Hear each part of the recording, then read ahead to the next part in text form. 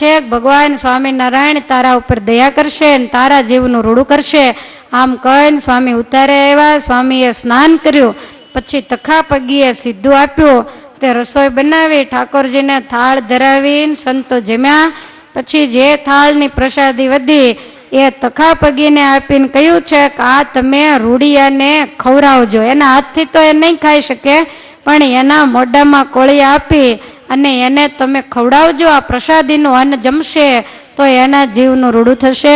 મહાદયાળુ એવા બ્રહ્માનંદ સ્વામીએ પ્રસાદી મોકલાવી. સ્વામી ત્યાંથી વડતાલ આવ્યા. 3 દિવસ જ્યાં થયા ત્યાં તો તખાપગી વડતાલ દર્શનને આવ્યા. એણે સમાચાર આપ્યા કે સ્વામી રૂડિયાને હવે સારું થતું હોય એવું લાગે છે. આખા શરીરની ચામડીની ખોળ ઉતરી ગઈ, તમામ જે ગારા પડ્યા એ હવે રૂજાવા માંડ્યા, માથાના બધાય વાળ ખરી ગયા ને હવે તો થોડું થોડું જમવા માંડ્યો છે. સ્વામી કે તો હવે વળતા દિવસ થઈ ગયા અને પછી તો દિવસે દિવસે રાત્રે ન તબિયત સુધરે એટલી દિવસે, દિવસે ન સુધરે એટલી રાત્રે. આમ કરતા કરતા 3 મહિના થયા. ત્યાં તો રૂડિયો બિલકુલ પહેલા જેવો હતો ને એવો જ સાજો થઈ ગયો.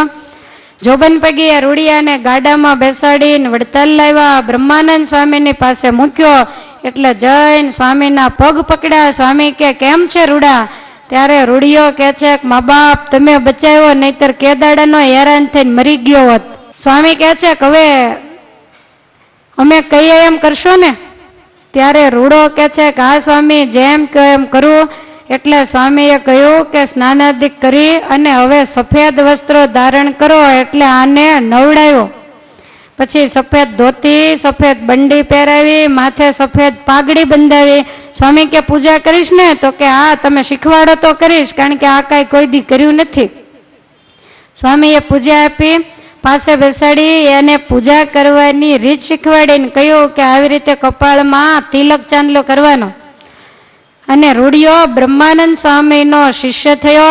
સ્વામી કહે છે કે આજથી તમારું નામ રૂડા ભગત. રૂડિયો કે સ્વામી મારી જિંદગીમાં આજ પહેલી વાર તમે ભગત કીધો, બાકી બધા રખડું સિવાય બોલાવતા જ નહીં.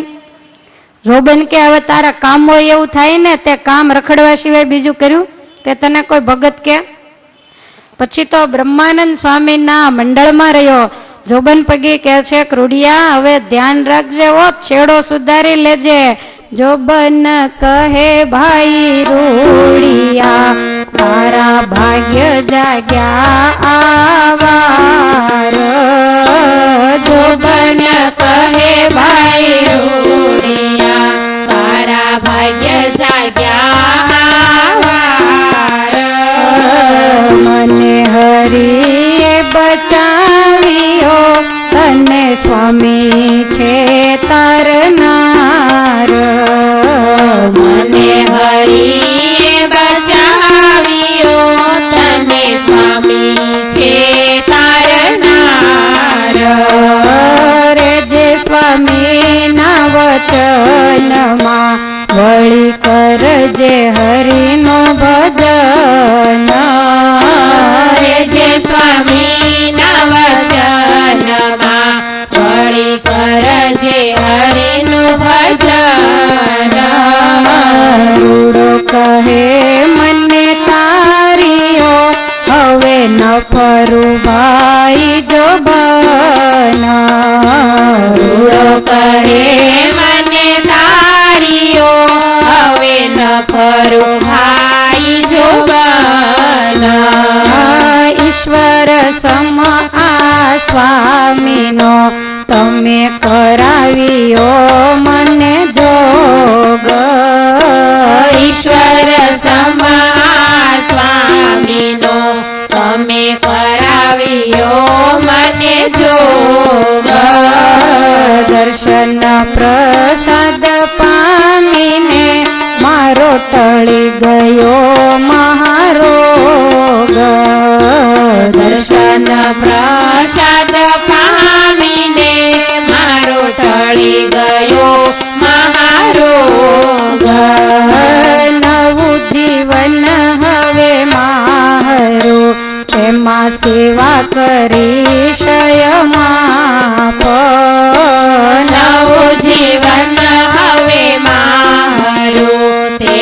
સેવા કરીશ અમાર. રાજી કરીશ મુનિ બ્રહ્મને બળી ધોઈશ સર્વે પાપ. રાજી કરીશ મુનિ બ્રહ્મને વળે ધોઈશ સર્વે પાપ.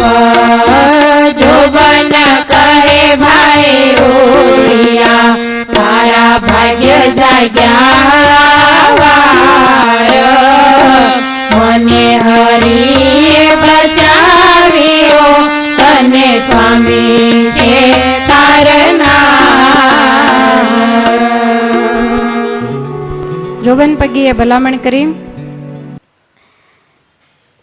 કે તારા ભાગ જાગ્યા એટલે તને બ્રહ્માનંદ સ્વામી જેવા સંત મળ્યા અને એણે તને વર્તમાન ધરાવી તારા પાપ બાળી અને તને બચાવી લીધેલો છે, તને ભક્ત બનાવ્યો.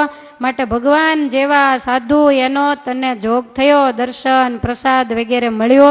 હવેથી નવું જીવન જીવજે. રૂડિયો કહે છે કે હવે ક્યારેય નહીં ફરવું, કારણ કે એક વખત મેં બીમારીની પીડા જોઈ લીધી છે. જ્યારે મને યાદ આવે ત્યારે અરરાટી થાય. માટે આજથી હવે મારું નવું જીવન જે પ્રમાણે સ્વામી કહેશે એ રીતે સેવા કરીશ અને ભગવાનને રાજી કરીશ. તમામ મારા પાપને હવે હું બાળીને ભસ્મ કરીશ.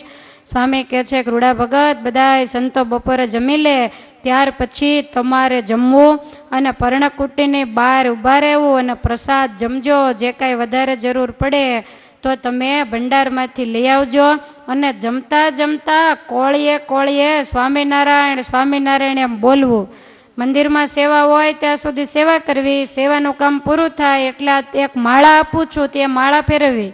અને કામકાજ કરતાંય પણ અખંડ જીભે સ્વામિનારાયણ સ્વામિનારાયણ મંત્ર જપો. કારણ કે સ્વામિનારાયણ મંત્ર એવો બળિયો છે કે ગમે એવા પાપ હોય પણ સાચા ભાવથી પસ્તાવા સાથે જો મંત્રનો જપ કરવામાં આવે તો એના તમામ પાપને બાળી દે અને ભગવાનનું સ્મરણ એ જીવાત્માનું મરણ સુધારે છે. માટે કાલથી તારે સવારે વહેલા ઉઠી જવાનું અને બધુંય વાસી દૂધ ચોક વગેરે વાળવાનું અને એ રજને માથે ચોપડવી, શરીરે પણ લગાડજે. સંતો જે સેવા બતાવે તો એ સેવા તારી શક્તિ પ્રમાણે કરજે, મનનું દારૂ ક્યારેય કરીશ નહીં. ત્યારે રૂડિયો જોબન પગીની સામે જોઈને કહે છે કે સ્વામી પૂછો જોબન બાપાને, મેં મારી જિંદગીમાં મારું મનનું દારૂ નથી કર્યું.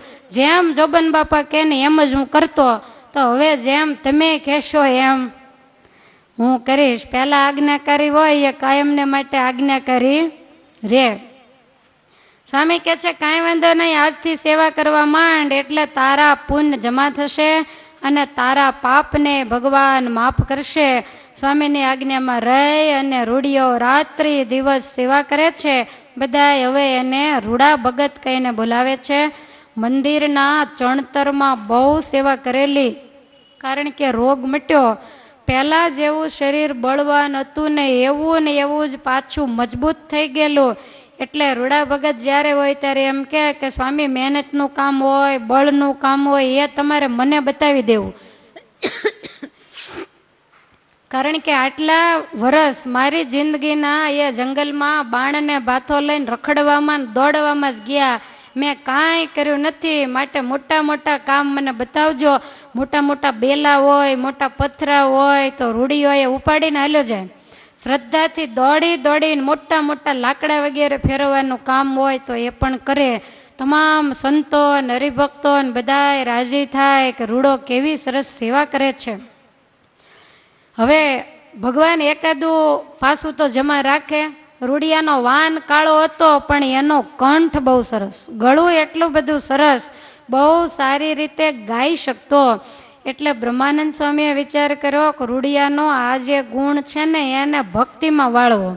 પછી સ્વામી એમ કહે કે રૂડા હું તને જે શીખવાડું એ કીર્તન તું શીખીશ?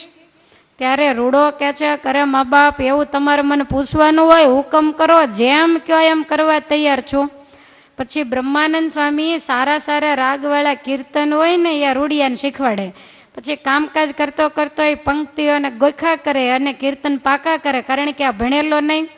સ્વામી એક એક કડી શીખવાડે, એને રૂઢિઓ કંઠે કરે ને એમ કરતા કરતા કેટલાય કીર્તનોના ચોસર આ રૂઢિયાએ મોઢે કરેલા ને ગળું જબરું ગાય તો આખા વડતાલ મંદિરના ચોકમાં પડછંદા પડે. અને રાત્રે સભા ભરાઈને બેઠી હોય, બ્રહ્માનંદ સ્વામી કથા વાર્તા કરતા હોય, રૂડો પડખે જ બેઠો હોય. પછી સ્વામી એમ કે રૂડા ભગત હવે એકાદું કીર્તન સંભળાવો. એટલે રૂડિયો એવા હાથના લટકા કરતો કરતો એ માથું ને હાથ ને બધું ડોલાવતો જાય અને એવા અલગથી કીર્તન બોલે ને પડછંદા પાડે તો સભા તો સાંભળીને રાજીના રેડ થઈ જાય. અને એવો બુદ્ધિશાળી કે કાંઈ કામકાજ કરતો હોય, કાંઈક વસ્તુ લેવા વળી ગામમાં બીજે ત્રીજે ગયો હોય અને ક્યાંય પણ ક્યાંય ગરબા સંભળાય, કાંઈક ભજન સંભળાય, કોઈ કાંઈક ગીત વગેરે સંભળાય. હવે ક્યાંક લગ્ન પ્રસંગ હોય ગીત ગવાતા હોય ને આ ગયો હોય તો ગળું સારું હોય એની નજર ત્યાં જ હોય. તો એ ગીત સાંભળે ને પછી એને ગણગણ્યા કરે. પછી સ્વામીની આગળ આવીને એમ કે સ્વામી આજ તો ફલાણું ગીત ફલાણી જગ્યાએ ગવાતું હતું, આ રાગ મને બહુ ગમે, આમાં કીર્તન બનાવી દો ને. એટલે સ્વામી પછી એ રાગના નવા કીર્તન રચતા. રૂડિયામાં નવા રાગ પકડવાની કળા બહુ સુંદર હતી. દિવસો પછી દિવસો વીતવા માંડ્યા અને એમાં ભગવાન શ્રી હરિ વડતાલ પધાર્યા. હવે રૂડિયાએ તો ભગવાનને કોઈ દી જોયેલા નહીં.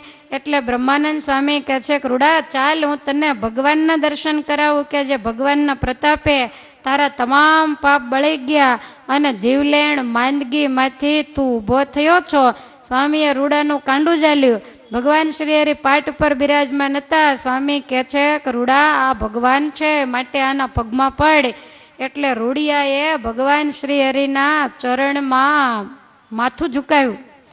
મહારાજ સામે જોઈને હસતા હસતા કહે છે કે વાહ સફેદ કપડા ને કાળો વાન, સ્વામી આવો ચેલો ક્યાંથી લઈ આવ્યા, બહુ સારો શોભે છે. ત્યારે સ્વામી કહે છે કે મહારાજ આ જોબન પગીનો સાથીદાર રૂડિયો રખડું છે પણ હવે એ ભગત થયો છે. સ્વામી કહે છે કે મહારાજ એણે મંદિરમાં બહુ સેવા કરી છે, જાત તોડી નાખી, એવા પથરાવો વગેરે ફેરવો અને આને કીર્તનોય બહુ સરસ આવડે છે, કેટલાય કીર્તનો એણે કંઠે કર્યા છે. મહારાજ કે એમ તો તમારા શિષ્યને કયો અમને એક કીર્તન સંભળાવે. એટલે રૂડિયો સામે બેઠો. બ્રહ્માનંદ સ્વામી કહે છે કે રૂડા એક કીર્તન મહારાજને સંભળાવી દે લે.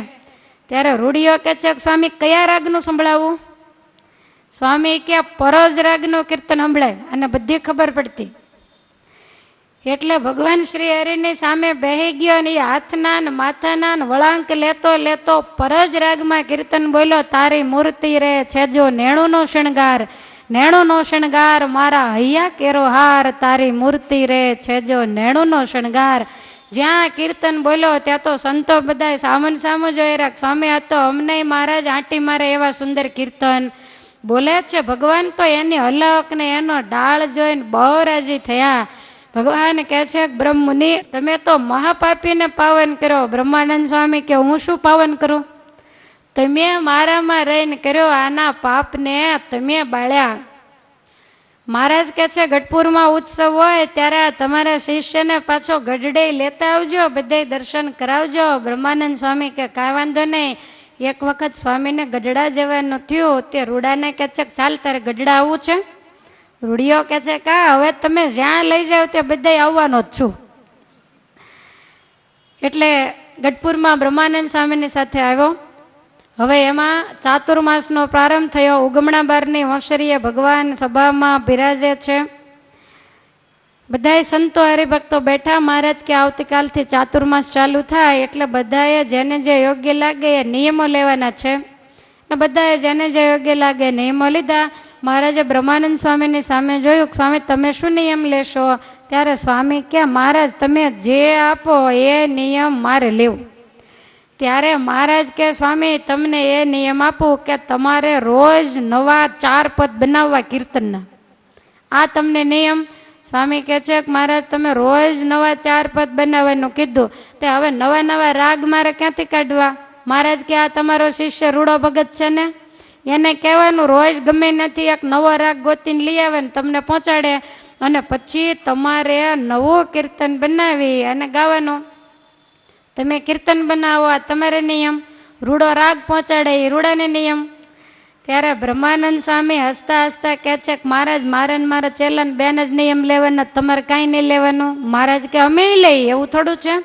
તો કે મહારાજ રૂડિયો રાગ લાવે, હું કીર્તન બનાવું અને ગાઉં, એ તમારે કાયમ 4 પદ મારા સાંભળવાના, આવું નિયમ તમે લ્યો. મહારાજ કે કાંઈ વાંધો નહીં, 4 મહિના તમે અહીંયા રહ્યો, રૂડિયો અહીંયા રહે, અને અમે પણ ચાતુર્માસ વડતાલમાં રહેશું.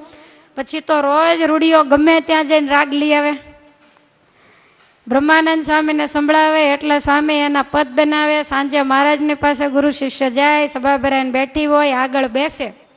પછી મહારાજ પૂછે, રૂડા ભગત આજ કયો રાગ લાવ્યા? ત્યારે રૂડો ભગત કે મારા ગુરુ તમને સંભળાવશે મહારાજ. પછી બ્રહ્માનંદ સ્વામી કીર્તન સંભળાવે. મહારાજ તો બહુ રાજી થાય. મહારાજ કે 4 મહિના સુધી બ્રહ્મચારી અમારા થાળની પ્રસાદી તમારા બ્રહ્માનંદ સ્વામીને દેવી. એટલે રોજ બપોરે મહારાજ જમી રહે એટલે થાળની પ્રસાદી બ્રહ્માનંદ સ્વામીને આપે. ત્યારે બ્રહ્માનંદ સ્વામી મહારાજને કહે છે કે મહારાજ આ કાંઈ મારા એકલાની પ્રસાદી થોડી, આમાં રૂડિયાનો ભાગ છે, કારણ કે એ રાગ લાવવાની સેવા કરે, હું રોજ રાગ ક્યાંથી કાઢું. એટલે અડધી પ્રસાદી સ્વામી જમે અને અડધી પ્રસાદી રૂડિયાને કાયમ આપતા. તે થોડા ઘણા કંઈક પાપ રહ્યા હતા. ભગવાન શ્રી હરિની પ્રસાદી 4 મહિના સુધી જમ્યા, એના તમામ પાપ બળીને ભસ્મ થઈ ગયા. આમ રૂડિયાનું કામ થઈ ગયું. મોટા મોટા સંતો અને ભક્તોની સાથે એને સ્નેહ થયો, ભગવાન શ્રી હરિમાં જોડાયો અને રૂડિયાનો છેડો તો છેડો પણ સુધરી ગયો. જોબન પગીનો જે જમણો હાથ ગણાતો, એટલે ઇતિહાસમાં જોબનજીની સાથે રૂડિયાનું નામ પણ આજ અમર થઈ ગયું. નહીતર આવા પાપીને કોઈ ભરી સભામાં સંભાળીને એના ગુણ ગાય ખરું? અને એવું કહેવાય છે કે જ્યારે રૂડિયાનો અંતકાળ આવ્યો ત્યારે ભગવાને એને દર્શન દઈને કીધું કે રૂડા ભગત તૈયાર થઈ જાજો, હવે આવરદા પૂરી થઈ છે, આવતીકાલે અમે તમને તેડવા આવશું. એટલે રૂડિયાએ તરત જ ગુરુ બ્રહ્માનંદ સ્વામીને કીધું કે સ્વામી હવે હું તો જાઉં છું. સ્વામી કે ગુરુ રહી ગયા ને શિષ્ય ઉપડ્યો. રૂડિયો કે મને મહારાજે દર્શન દઈને તેડવા આવવાનું કીધું છે, માટે આવતીકાલે બપોરે હું જઈશ. બીજે દિવસે બપોરે સ્વામીએ રૂડિયાને ભાવથી જમાડ્યો. બપોરનો સમય થયો એટલે આ તો પલાઠી વાળીને બેસી ગયો ને આકાશમાંથી તેજના બોળાઓ માંડે ઉતરવા. દિવ્ય વિમાનને લઈ ભગવાન શ્રી હરિ, ગોપાળાનંદ સ્વામી, મુક્તાનંદ સ્વામી જેવા સાધુ અને એની સાથે જોબન પગી એણે પણ દર્શન આપ્યા અને રૂડિયાને મહારાજ ધામમાં લઈ ગયા છે. એને આલોકના પાપય બળ્યા, જન્મ મરણય ટળ્યા અને અંતે અક્ષરધામ પણ મળ્યું. તો આવા જે સ્વામી સહજાનંદનું ધરે જન કોઈ ધ્યાન, મરે ત્યારે ધામ મળે, ધરા પર બહુ માન. ભગવાન શ્રી હરિનું શરણું સ્વીકારે તો એને આ લોકમાંય માન મળે, આ લોકમાં એને બધા ભગત કહીને બોલાવે. જે મળે એ જરાક માથું ઝુકાવીને હાથ જોડીને એને જય સ્વામિનારાયણ કરે અને મરે ત્યારે પાછા મહારાજ વિમાનમાં બેહાડીને એને ધામમાં લઈ જાય. તો શા માટે ધ્યાન ભજન પૂજા પાઠ વગેરે ન કરવા? આ લોકમાંય સુખ અને પરલોકમાંય સુખ. અને આવા પાપના બાળનારા તો સર્વાવતારી ભગવાન સ્વામિનારાયણ એક જ હતા. બાકી બીજા જો હોત ને તો હજી રૂડિયો નરકની અંદર ખદબદતો હોત તોય એના પાપનો છેડો આવ્યો ન હોત. પણ ભગવાને ચપટી વગાડતામાં પાપ બાળી અને રૂડિયાને મહાન ભક્ત બનાવ્યો. તો આવા સર્વ અવતારના અવતારી અને સર્વ ધામના ધામી એવા પરાત્પર પુરુષોત્તમ નારાયણ, એણે પોતાનું અધમ ઉદાહરણ નામ આવા પાપીના સરદારોને પાવન કરી અને સાર્થક કર્યું છે. અને એવા ભગવાન જો આજ આપણને મળ્યા હોય તો મન કર્મ વચને એના થઈ અને માંડીએ ભજન કરવા. અન્ન વસ્ત્ર તો એણે માગી લીધા છે એટલે એ દેવાના જ છે. ક્યારેય ભૂખ્યા નહીં રહો ને કદાચ 1 ટક રોટલા ન મળે તમારે અહીં વી આવજો બસ. પણ ભજન ભક્તિ માંડો કરવા. મહારાજને રાજી કરી દઉં. આપણે કઈ થોડા રૂડિયા જેવા પાપ કર્યા ને તોય મહારાજ જો રૂડા ઉપર રાજી થયા હોય તો આપણી ઉપર રાજી કેમ ન થાય? પણ એ વળ્યો તો ગજબનો વળ્યો. પછી આખી જિંદગી એણે જાત તોડી નાખી અને સત્સંગની સેવા, ધ્યાન ભજન કર્યું. રાત્રે ઊંઘતો નહીં, અમથી ઊંઘતો હતી નહીં. અને એમાં ભજન ભક્તિમાં તો ઊંઘ ન હોય એ બહુ કામ લાગી જાય. કરવી હોય એટલી માળા થાય, કરવું હોય એટલું ધ્યાન થાય, કરવું હોય એટલું ભજન થાય. આ તો બપોરે બરોબર કેરી હોય તો 2 રોટલી વધુ ખાઈ લીધી હોય ને વચનામૃત લઈને બેસીએ તો વચનામૃત માથે હોઈ જાય. ઉઠીએ ત્યાં વચનામૃત ગોટો વળી ગયું હોય. આમાં શું ભજન થાય કજો. પણ આને નિદ્રા બહુ ઓછી, એટલે રાત્રે બેઠો બેઠો ભજન કરે. ક્યારેક ક્યારેક મોજ આવી ગઈ હોય પાછો કીર્તન ગાતો હોય. હવે આવી રીતે 24 કલાક જેણે ભગવાનની પાછળ વિતાવી હોય તો ભગવાન એના ગુના માફ ન કરે. માટે આપણે પણ રાત્રે જાગી જઈએ તોય સ્વામિનારાયણ સ્વામિનારાયણ જ્યાં સુધી ઊંઘ આવે એવું લાગે ને તો સૂતી વખતે આ હાથમાં જ રાખવું, જાગી જાય એટલે દબાવવા જ માંડવું. ભગવાનનું સતત સાતત્ય સ્મૃતિ જો થઈ જાય, સ્મરણ સતત કરીએ તો, માટે મહેનત કરીએ તો કાંઈક મળે. ધીરજના ફળ મીઠા. આટલા મોટા નરાધમ અને પાપીના પાપ બાળીને એને પાવન કરતા હોય તો ભગવાન એટલા બધા નિષ્ઠુર નથી કે આપણી સામે ન જુએ અને આપણા પાપને બાળીને આપણને ચોખ્ખા ન કરે. માટે આવા ભગવાન મળ્યા પછી એક વાત તમે બરોબર કાન ખોલીને સાંભળી લો. આવા પ્રગટ પુરુષોત્તમ નારાયણ મળ્યા, આવો દિવ્ય આપણને સત્સંગનો યોગ મળ્યો. અને હજી એકાદોય જો જન્મ લેવો પડે તો દુનિયામાં રૂડિયા કરતા વધારે અધમ આપણે ગણાઈએ. કે એને તો પહેલેથી બિચારાને સત્સંગ નહોતો, પહેલા કેવા કર્મ કરેલા, અને આપણે તો ઘણા તો જન્મ્યા છે સત્સંગમાં, અને છતાંય સત્સંગ એને હજી અડ્યો નથી. વોટરપ્રૂફ ઘડિયાળ જેવા છે, પાણી અડે જ નહીં. સત્સંગમાં રે આખો દી તાળીઓ પાડીને ધૂન બોલે પણ સ્વભાવ પ્રકૃતિ જરાય ફરે નહીં. બીજાના અભાવ અવગુણ, બીજાની ખોદણી નિંદા કુથલી ટીકા, આમાંથી રસ જરાક પણ ઓછો થાય નહીં. તો આપણા કરેલા સત્સંગ ઉપર પાણી ફરે. તમે પુણ્ય ન કરો તો કાંઈ નહીં, પણ કોઈકની જેની તેની જેવી તેવી વાતોમાં ટાઈમ કાઢી અને પાપના પોટલા તો ન જ બાંધો. તમને એમ થાય કે આનો દોષ નહીં લાગે, પણ લાગશે તેથી કોણ આવશે? છે જોબન પગીત આવશે છોડાવવા? તમારા દીકરાઓમાં એવી તાકાત છે તમને છોડાવવા આવશે? એનાય પણ હજી ઠેકાણા નથી, તો કોણ મુક્ત કરશે? અત્યારે આપણી જાતે સમજી અને ભક્તિના માર્ગે આપણા આત્માને વાળી અને સ્વભાવને આપણું મન ને એ તો બહુ આળવિતરા નવલચંડા છે, એને તો ભજન કરવું ગમતું જ નથી. આત્માને એમ થાય કે હાલો ઘડીક માળા કરીએ, માનસી કરીએ, ધ્યાન કરીએ, ત્યાં તો મન ન હોય એવા ઘોડા મંડે ગળવા, કારણ કે એને આમાં રસ જ નથી. આપણે ધામમાં જઈએ ને એમાં ખુદ આપણા મનને રસ નથી. જેથી ઘરના દુશ્મન થાય તો એના જેવું બીજું આપણું કોણ બગાડે કહો? આપણું મન જ આપણું દુશ્મન થાય છે. માટે મનને પાછું વળી અને મહારાજની મૂર્તિમાં જોડવાનો પ્રયાસ કરવો. કેટલી વાર મેં તમને શીખવાડ્યું છે કે મન મૂર્તિમાં ન જોડાય તો આંખો બંધ કરવા કરતાં મૂર્તિને સામે રાખીને તમે વિચાર તો કરો કે કેવી આપણે ભગવાનની સરસ મૂર્તિઓ બહાર પાડેલી છે. હરિકૃષ્ણ મહારાજના જુદા જુદા રૂપ, અને એ મૂર્તિ એને જો તમે સતત નજર સામે રાખતા શીખશો, પહેલા ખુલ્લી આંખે શીખો તો બંધ આંખે થાય ને. માળા કરતા હોય તો ચારેક વાર ચકળ વકળ કરતા હોય, એમાં મૂર્તિ આવે કેવી રીતે હૃદયમાં? માટે વડતાલની લીલા પૂરી થાય ને તમારે એવું નિયમ લેવું, ઠાકોરજીની મૂર્તિ સામે પધરાવીને 1/2 કલાક માળા કરવી, પછી હિંડોળા બેહો, તમને ફાવે ત્યાં બેસો. અને એવું તો તમે ન જ કરી શકો કે મંદિરે આવીને હરિકૃષ્ણ મહારાજ સામે એક નજરે 1/2 કલાક બેહો, કારણ કે 1/2 કલાક બેસો એમાં 50 જણાના તમે સમાચાર પૂછી લીધા હોય. આમાં ક્યાંથી ભજન થાય? આમાં ક્યાંથી ભગવાનમાં વૃત્તિ રહે? દર્શન કર્યા હોય એક બાજુ રહે, સમાચાર પૂછ્યા હોય એ સતત મગજની અંદર ઘૂમતા હોય. એટલે એકાંતમાં બેસી, કોઈ નાના છોકરાઓ બીજા ત્રીજા નડે નહીં એવી જગ્યાએ બેસી મહારાજની મૂર્તિની સામે જોવાની ટેવ પાડો. પહેલા બહારથી મૂર્તિ જોશો તો જ મૂર્તિ હૃદયમાં ઉતરશે, અને જ્યાં સુધી મૂર્તિ હૃદયમાં નહીં ઉતરે ત્યાં સુધી માયાનો કચરો અંદર ભર્યો એ બહાર નહીં નીકળે, અને એવો ગંદવાડ અંદર જ્યાં સુધી ભર્યો હશે ત્યાં સુધી આયુષ પૂરી થશે તોય ઠાકોરજી ધામમાં નહીં લઈ જાય. વચ્ચે ગમે ત્યાં અટકાવી અને ઓલો કચરો કઢાવવા માટે સાધના કરાવશે. આ કાંઈ નાની માના ખેલ નથી કે આપણે ઢોલ વાગે એમ ધામમાં જતા રહીએ. કામ બહુ કઠણ છે, માટે ખબરદાર થઈ અને ભગવાનની મૂર્તિમાં વૃત્તિ રાખવાની ટેવ માંડો પાડવી છે કે નહીં? હા તો પછી જ્યાં ત્યાં ફાંફા મારવા કરતા સતત મહારાજની મૂર્તિની સામે જોઈ રહેવું